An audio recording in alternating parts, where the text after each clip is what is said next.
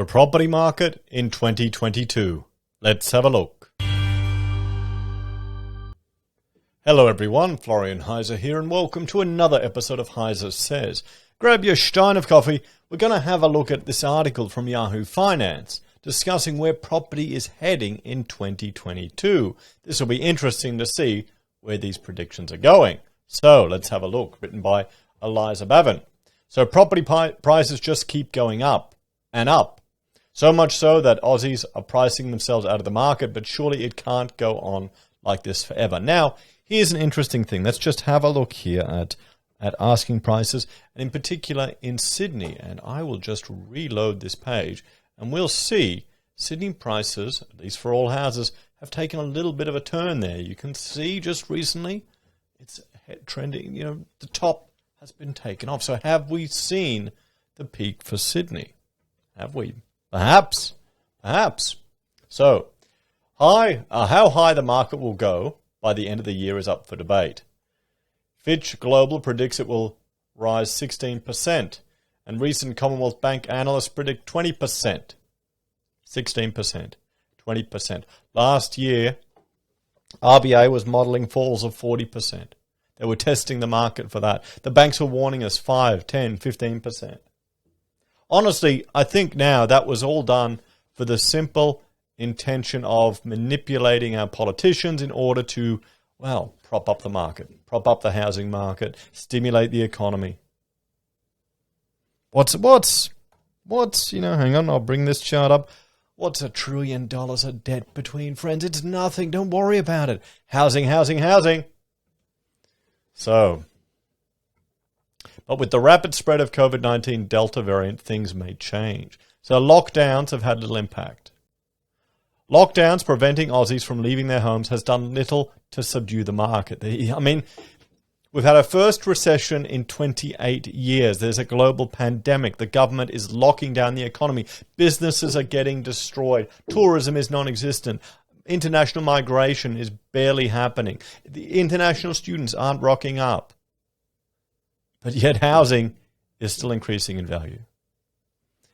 I suspect it's because it's a safe haven. Maybe is the fear what's driving Australians to go into there, or the fact that we have such a huge divide. Hang on, I'll bring up this chart here. A huge divide in the income levels of Australians.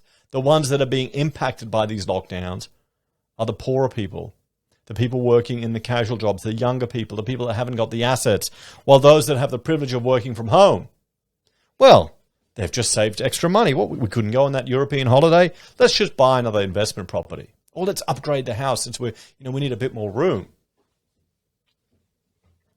So, in fact, even with some of the harshest restrictions the country has seen, listings have only dropped slightly, while clearance rates are through the roof. Sales continue to surge across Australia with around 171,000 sales in the 3 months to July, according to CoreLogic. That's 53% higher than it was in the last 5 years. Despite a ban on on-site auctions, July saw strong auction clearance rates in all capital cities, according to Domain Auction Report for July. Melbourne had almost 5,000 auctions scheduled with 69.3% clearance rate. This is the highest result for the month of July since 2017. Now, with the clearance rate, there's a band of data that they don't tell you about, because they don't get the results from all of the auctions. So a whole lot of those auctions, they don't get a result from. And the majority of those that they don't get a result from, you could argue that the chances are that they have fallen through and they just come for sale again.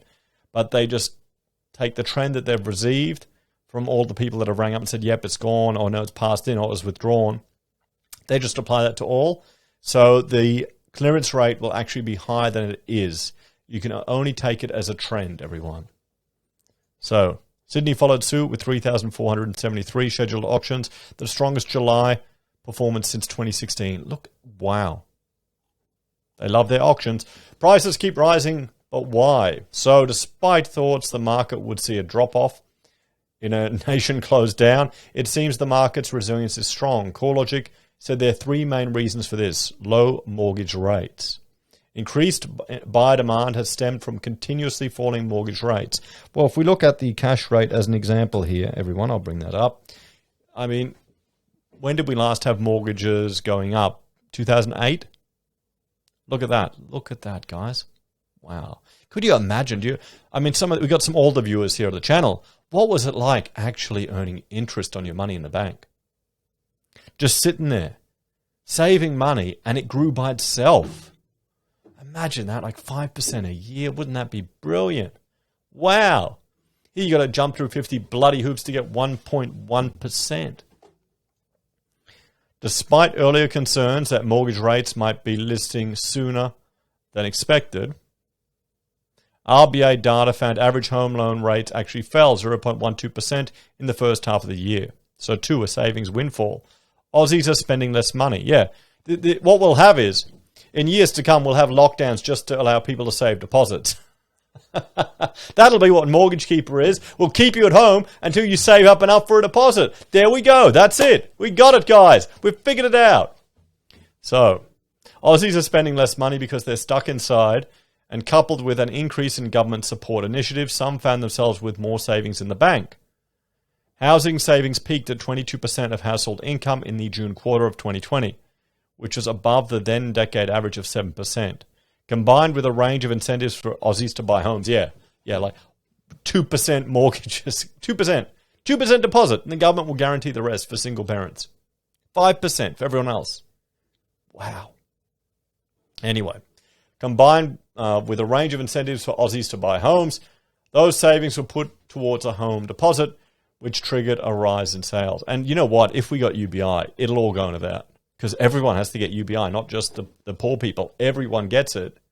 Then it'll go straight into housing. It'll just inflate housing. That is all UBI would do here in Australia. It would make absolutely no difference. It would inflate the cost of everything.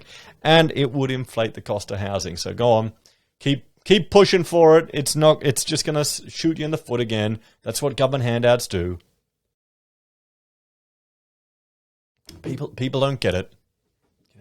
What was it? Someone in the comment was talking about, there's only so many jobs and so many people looking for jobs, the numbers out of sync. And I mean, this victim mentality here that you can't be blamed for not getting a job. I mean, that's life. Okay. If you are always blaming someone else for your inability to succeed, you're not going to be an attractive job hire. Someone isn't going to chase after you. Someone isn't going to try and employ you. It's going to permeate through your entire body. It's the same thing with incels and all these other people that are just, having so little luck with the opposite sex or trying to attract a mate. It's just this really inferiority and disgust and victim mentality is just permeating through them. Same thing with employment. Maybe that's an old-fashioned concept of actually having personal agency over your life and trying to better yourself. I guess, that's outdated. That's an old concept, Florian. It's always someone else's fault. So anyway, I'm going off topic like I always do. 3, incentives for first home buyers. 2020 saw the introduction of multiple first home buyer incentives. Oh, it sure did. From the first home loan deposit scheme before the pandemic to various state-based grants and concessions. Yeah, up to over 80 grand in some circumstances. Along with incentives for the purchase and or construction of new or off-the-plan property. Yeah, just a little. Just, tens of thousands of projects funded by a home builder. And you've got to understand, housing is the piñata that the government uses to stimulate the economy. And if you want to get economic activity, I understand completely why they did housing. They don't give a shit about housing affordability, everyone. Okay, that's out the window. Don't even pretend that that's what matters. They don't care about social housing. You don't want social housing. You want jobs. People depending on social housing, that's a failure of our system. The government shouldn't be involved in that. Honestly, that should just be left up to charity. And we should reduce the government burden on us as citizens. But again, that I don't think we have a will for that. We need to really push for individual agency here in Australia. That's the push that we need to have. Anyway, will prices drop? That's the question. And so many people are waiting and hoping for a crash, for a market correction. The government has intervened. Will they again? Yes and no. Most experts predict an easing of growth rather than a backflip. CBA, head of Australian economics, Gareth Arad, said he expects Aussie property prices to rise 20% by the end of the year, but only 7% next year. Only. Only 7%. What's our wages? 1.4%. Here, we'll look at ABS. I'll go to that. I think wage growth just came out. There we go. Wages rose. Oh, you can't see that one. Oh, okay. Hang on. I can't show that here. Wages grew by 0.4%. Everyone, nothing. So while prices will still be rising, it will be at a much more reasonable rate than we've experienced so far. Yes, but it's still overtaking wage growth. Price growth is expected to moderate in 2022 on affordability constraints, but very low mortgage rates will continue to be a tailwind on the property market, he said. And then we'll look at, maybe foreign investment will return. What do you think? Can you see that happening? So guys, there's property in 2022, essentially a 7% price growth. What do you reckon? What's the solution? What's the discussion to this? Well, let's have a talk. And once again, I have done the wrong thing. This is what happens when I bring up a reference and it goes into my sequence of my slides. Anyway, what's the solution to this? Well, we're housing obsessed. Australia is housing obsessed. Government uses housing to stimulate the economy. We've seen it again. There are people that are waiting for years for a correction.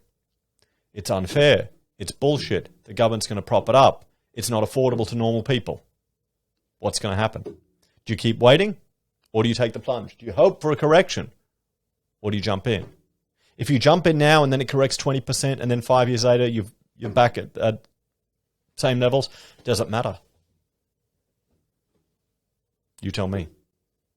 The solution to this is to slowly decant away from our property obsession. One would be to, number one, ban all TV shows about renovating property artificially fast. Definitely. Number two would be looking at negative gearing. This is encouraging people to use property to offset their tax, which I completely appreciate. But the problem is it disincentivizes people from investing in other parts of the economy. Because why put up with all the bullshit around employing people and starting a business when you just go into property? So we also need to make it easier to start businesses. We need to make our employment laws easier. We need to make a lot of stuff easier.